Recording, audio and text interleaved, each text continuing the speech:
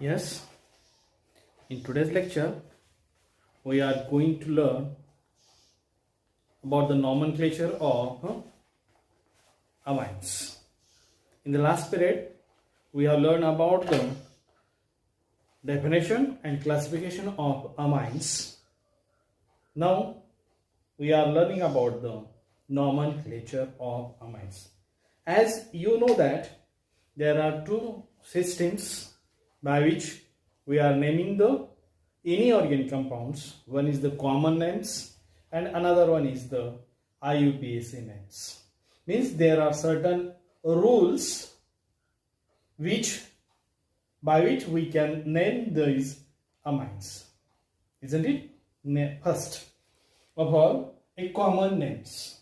Common names. What are the rules in common names? We are just overlooking on that. Common names मध्ये त्यांच्यामध्ये जास्ती काही rules असे काही वेगवेगळे नाही आहेत. आता इथे जसे आपण बघितलं की तीन प्रकारचे अमाइन्स आपण क्लासिफिकेशन करतो, प्रायमरी, सेकंडरी आणि tertiary amines. The primary amines मध्ये कसं होईल बघा, प्रायमरी अमाइन्स मध्ये त्यांचं ज्यावेळेस आपण नॉमनक्लेचर करतो कॉमन नेम्स देत असताना, कुठलाही अमाइन्स जो आहे तो अल्किल डेरिव्हेटिव्ह असं आपण म्हणतोय. त्याची डेफिनेशन देत असताना these are the alkyl derivative of ammonia असं आपण त्याची डेफिनेशन बघितली होती. म्हणजेच अल्किल जो ग्रुप आहे, म्हणजेच अल्केनचा जो ग्रुप आहे, म्हणजे त्या कार्बनच्या संख्येवरून पॅरेंट मोजायचं आहे आणि पॅरेंट मोजल्यानंतर आपल्याला त्याचा पॅरेंट अल्केन माहिती होतो. अल्केन माहिती झाला की तो अल्किल ग्रुप आपण कॉमन नेम मध्ये नाव देत असतो, त्याच्यावरून अल्किल ग्रुप. त्या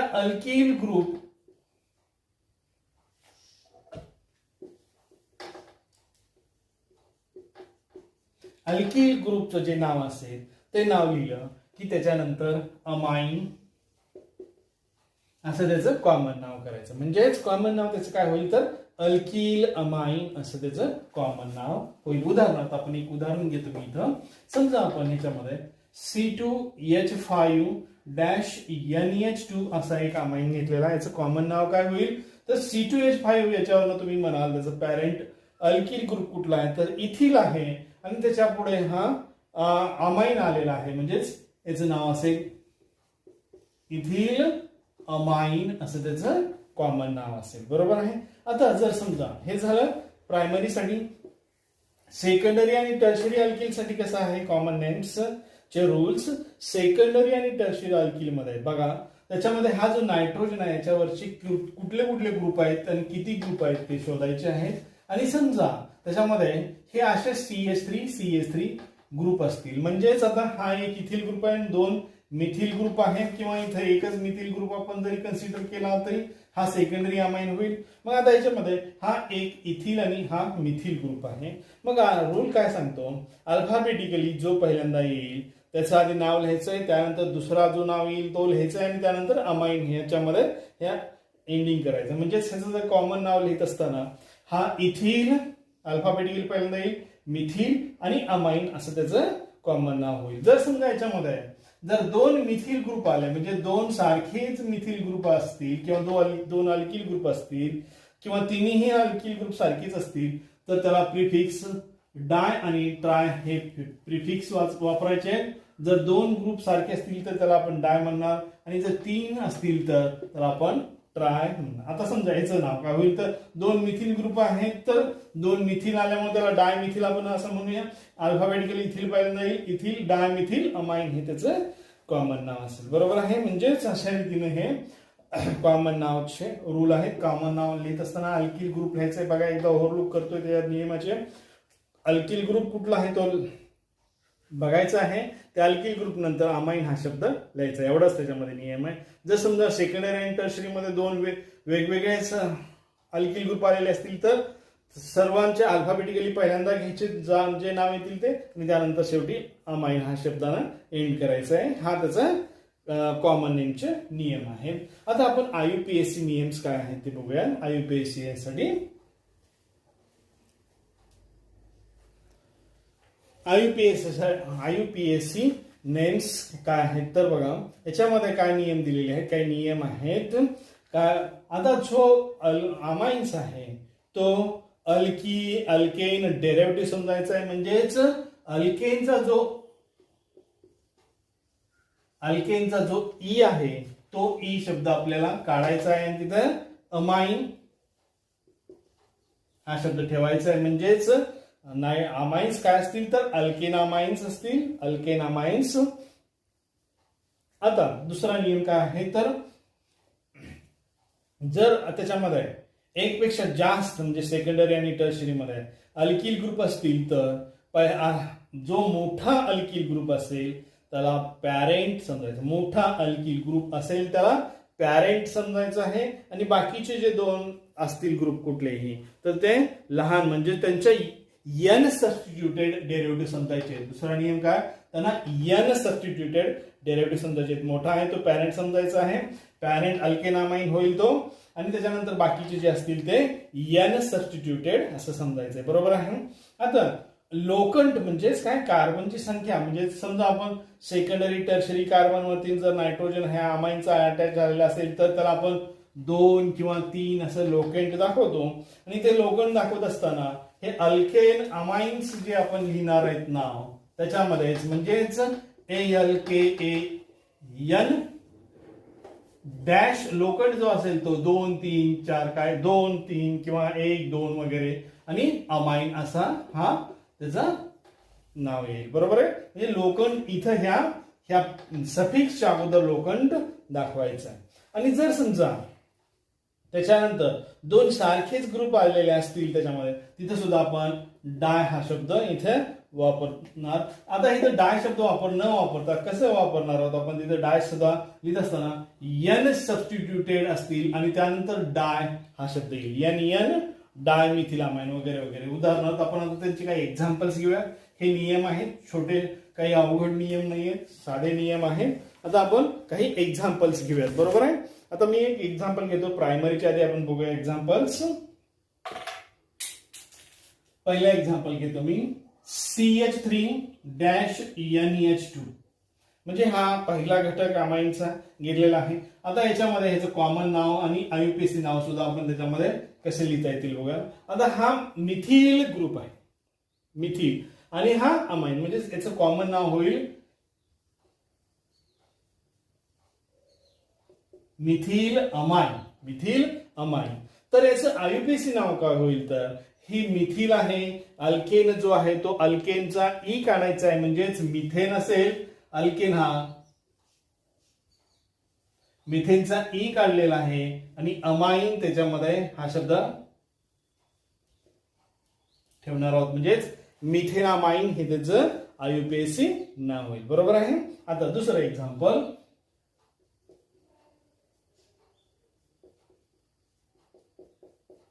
आता मी एक दुसरं एक्झाम्पल घेतलेलं आहे. आता इथे बघा हे दोन CH3CH2 म्हणजेच हा इथिल ग्रुप आहे, इथिल ग्रुप आहे अमाइनला झालेला अटॅच म्हणजेच हा इथिल अमाइन.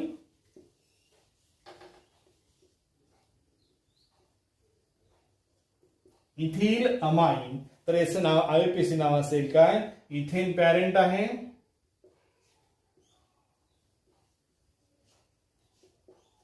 Ethane amine. बरोबर आहे. Ethane amine. आता मी अजून एक एक्झाम्पल घेतो. CH3CH2NH2 म्हणजेच इथं मी 3 कार्बनचा पॅरेंट घेतलेला आहे. आता या 3 कार्बनच्या पॅरेंट वरून तुम्हाला लक्षात आलेलं आहे की तो काय आहे तर प्रोपेन आहे. प्रोपेन आहे म्हटल्यानंतर आता हा याचं कॉमन नाव लिहित असताना काय येईल नाव तर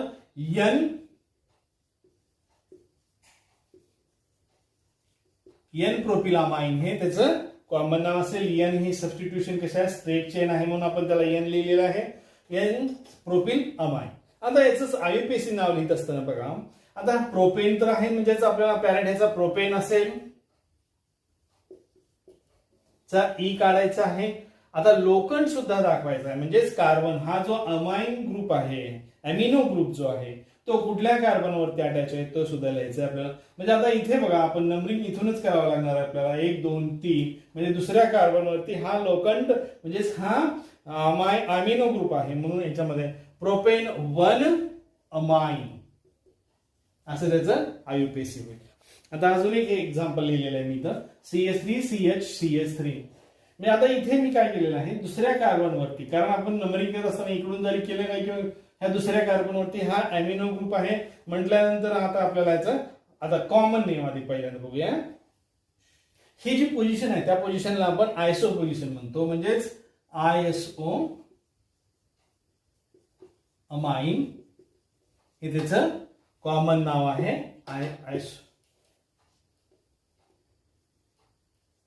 आयसोप्रोपिल अमाइन हे त्याचं कॉमन नाव. तर आयुपीएसी नाव काय होईल त्याचं बघा. आता इथं दुसऱ्या नंबरला हा अमिनो ग्रुप आहे म्हणजेच हा पॅरेंट सुद्धा प्रोपेनच आहे.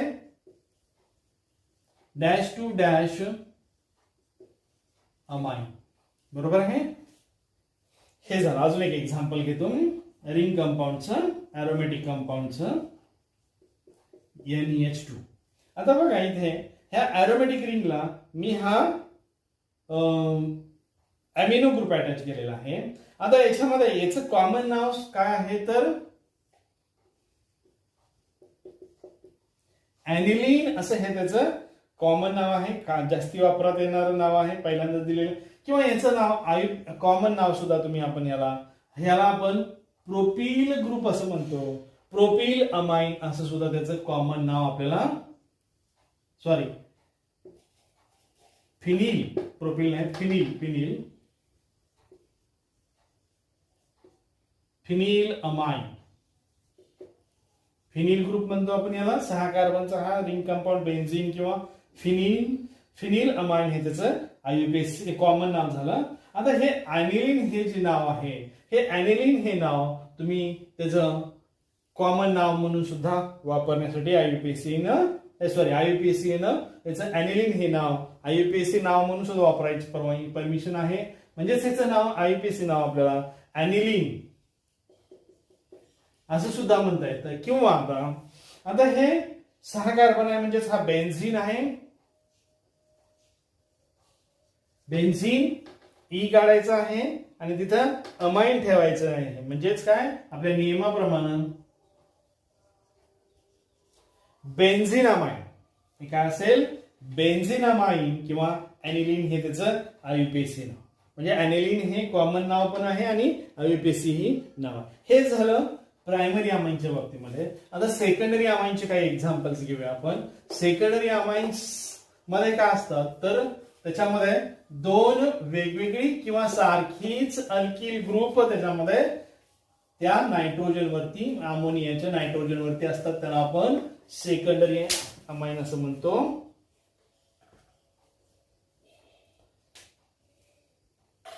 आता सेकंडरी अमाइनचं एक एक्झाम्पल घेतो मी. CH3 NH CH3. आता इथे या इमिनो ग्रुप वरती 2 मिथिल ग्रुप आहेत. म्हणजे मग काय आपल्याला कॉमन नाव देतात काय येईल देतात 2 सारखीच आहेत म्हणल्यानंतर डाय आला शब्द. दोन्ही मिथिल ग्रुपचं डायमिथिल अमाइन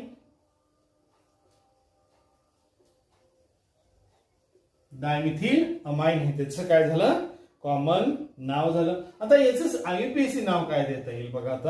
आता ह्याच्यामध्ये आयुपीएसी नावामध्ये काय सांगितलेलं आहे ज्यावेळेस सेकंडरी आणि टर्शरी आपण अमाइनचे नाव देतो त्यावेळेस मोठा जो अल्किल ग्रुप असेल तो पॅरेंट समजायचा. आता हे तर दोन्हीही सारखे म्हटल्यानंतर आपण हा पॅरेंट समजूया. पॅरेंट म्हणजेच काय झाला मग हा पॅरेंट METHAN चा ई काढून टाकलेला आहे. मिथेन अमाइन हे त्याचं परंतु तेवढंच न राहता इकडे या मिथिलला घ्यायचं आहे. तो मिथिल एन सबस्टिट्यूटेड दाखवायचा म्हणजेच एन मिथिल मिथेनामाइन असं त्याचं आयुपीएसी नाव होईल बरं का. इथं लिहितो जर जागा पुरत नाहीये. N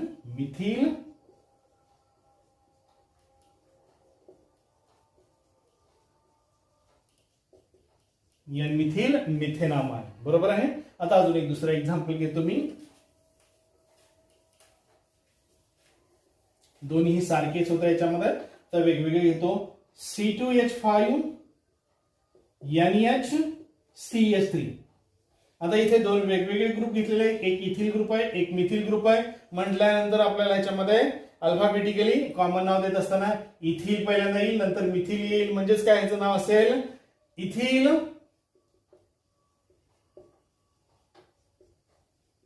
methyl amine. हे त्याचं कॉमन नाव झालं. आता आययुपीएसी नाव काय असेल, तर ह्या पॅरेंट कन्सिडर करायचं आहे मोठाचा, म्हणजेच इथेनामाइन, ETHANAMINE इथेनामाइन. आणि त्यानंतर हा N सबस्टिट्यूटेड म्हणजेच N मिथिल इथेनामाइन, हे त्याचं आययुपीएसी नाव. बरोबर आहे, N मिथिल इथेनामाइन. आता आम्ही अजून दुसरं एक्झाम्पल घेतो. आता इथे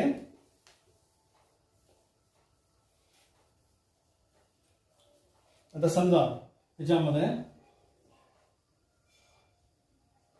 NHCH3.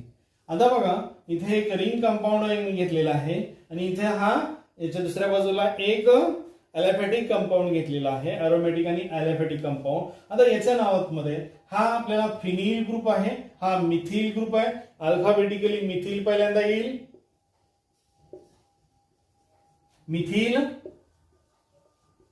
Phenyl amine, methyl phenyl amine, हे बरोबर आहे.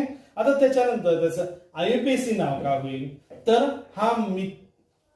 हा मोठा ग्रुप आहे, त्यामुळं 6 कार्बनचा पॅरेंट आपण कन्सिडर करणार आहोत. मग याला आपण ॲनिलिन म्हणतो, बरोबर आहे, किंवा बेन्झिनामाइन सुद्धा म्हणतो, बरोबर आहे. मग आता याच्यामध्ये याचं नाव काय होईल, तर N हा सबस्टिट्यूटेड झाला, N मिथिल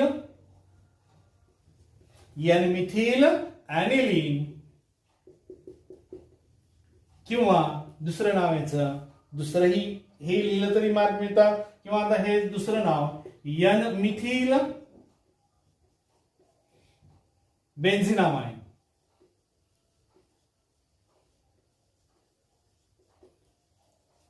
N मिथिल बेन्झिनामाइन हे नाव त्याचं आययुपीएसी नाव. हे झालं सेकंडरी साठी, बरोबर आहे. आता अजून एखादं एक्झाम्पल लिहितो मी.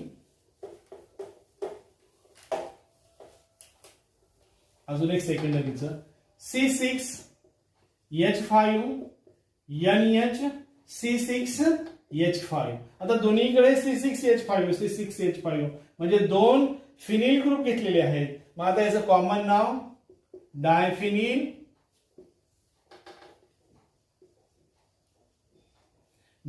अमाइन, किंवा त्याचं दुसरं नाव काय असेल, तर आता हा एक N सबस्टिट्यूटेड समजूया आपण, हा पॅरेंट समजूया. पॅरेंट हा मग काय होईल, बेन्झिनामाइन पॅरेंट झाला, किंवा बेन्झिन ॲनिलिन पॅरेंट झाला. आणि आता याच्यामध्ये हा N सबस्टिट्यूटेड म्हणजेच काय असेल, N फिनिल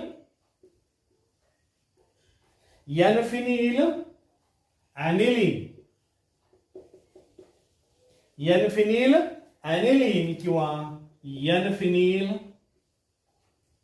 बेन्झिनामाइन.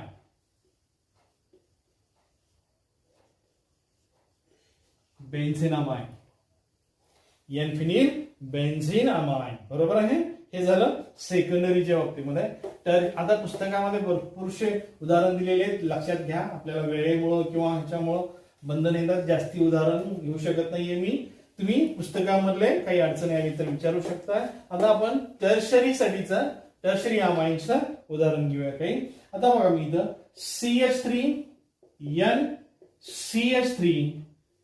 लिहितोय, म्हणजे तिन्ही मिथिल ग्रुप घेतलेले आहे. याचं कॉमन नाव काय होईल, तर ट्रायमिथिल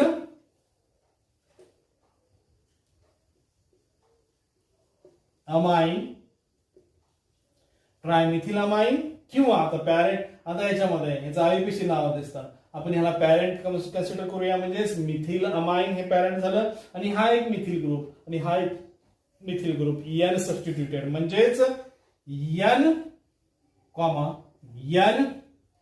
डाय मिथिल, बरोबर आहे, N N dimethyl methane amine,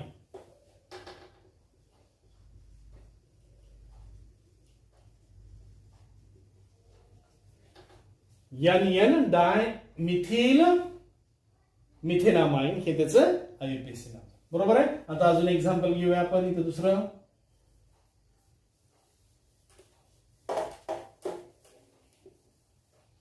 आता मी इथं C2H5 इथं C3H7 म्हणजेच बघा आता मी 3 वेगवेगळे अल्किल ग्रुप घेतले. एक मिथिल ग्रुप आहे, इथिल ग्रुप आहे आणि हा प्रोपिल ग्रुप आहे.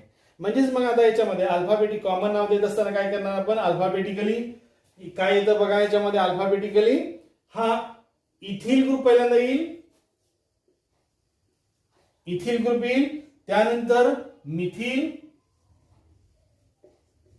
त्यानंतर प्रोपिल अमाइन,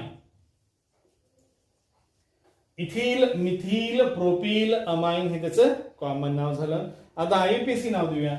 याला आपण काय करायचंय, पॅरेंट कन्सिडर करायचंय, मोठा आहे म्हणजेच काय, फिनिल हा पॅरेंट झाला आणि अमाइन म्हणजेच काय, सॉरी फिनिल नाही, प्रोपेन, सॉरी प्रोपेन,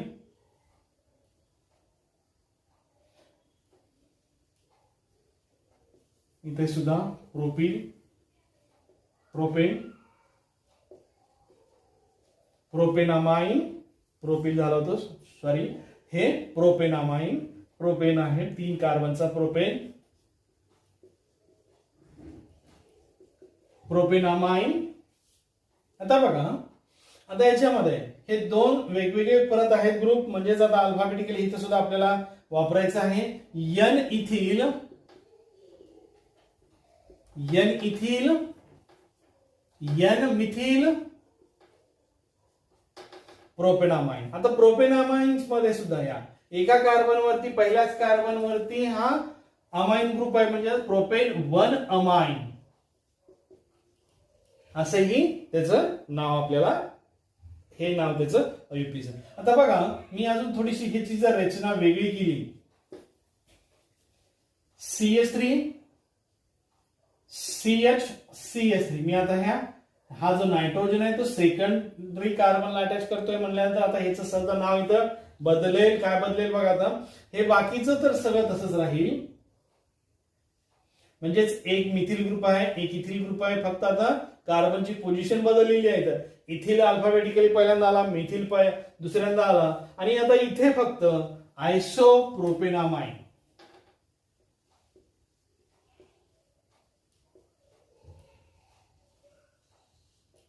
आयसोप्रोपेनामाइन. आणि आता इथे दुसऱ्या ह्या आययुपीएसी नावाला आता याच्यामध्ये एन इथिल, एन मिथिल आणि हा प्रोपेनचा दुसऱ्या कार्बनवरती आहे म्हणल्यानंतर इथे प्रोपेन 2 अमाइन असं त्याचं नाव आहे, बरोबर आहे. हे झाले त्यांची नॉमेनक्लेचरच्या बाबतीमध्ये. अजून तुम्ही एक्झाम्पल्स पुस्तकात नाही सॉल्व्ह करू शकता आणि काय अडचण असेल तर नंतर विचारा.